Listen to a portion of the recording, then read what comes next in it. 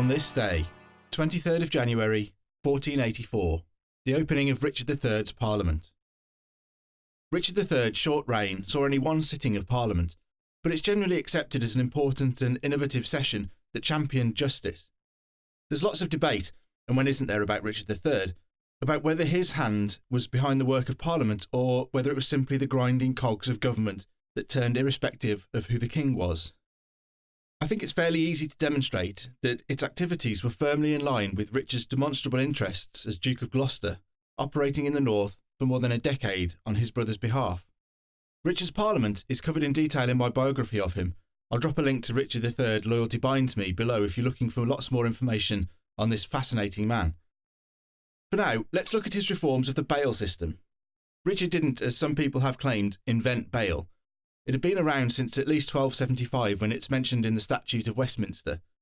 However, what he did do was adjust, and dare I say improve, the existing system to the benefit of the common man. The reform was in two distinct parts. The first dealt with a problem that the Act outlined, that diverse persons have been daily arrested and imprisoned for suspicion of felony, sometimes of malice and sometimes of light suspicion, and so kept in prison without bail to their great vexation and trouble. Bail was, the Act complained, being denied to those who had been arrested, often on false charges, subverting justice.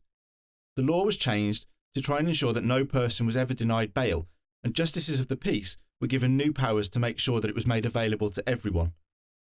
The second part of the problem explained by the Act was that when people were arrested, their goods were seized. Once found innocent, there was no requirement to return those goods. These could be the tools of a trade or the way a family was fed. If seized as a result of a malicious accusation and not returned, it could ruin an entire family.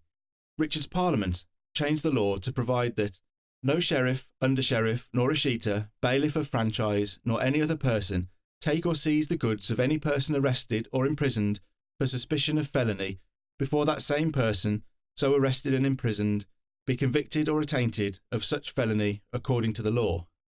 This meant that your goods could no longer be seized until you'd been found guilty of a crime. This is an example of where Richard acted for no discernible political gain, and in fact to his demonstrable harm.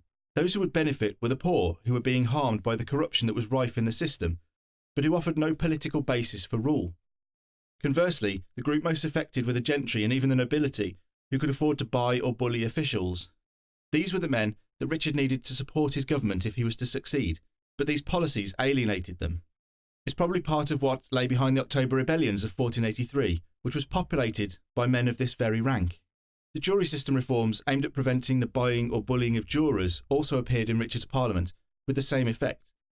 It was a concern for the lot of the common man, those at the very bottom of the social ladder, that had been a focus for Richard during his years in the north as Duke of Gloucester. It's unfashionable to believe that Richard did good, but in this case, it's also hard to argue with.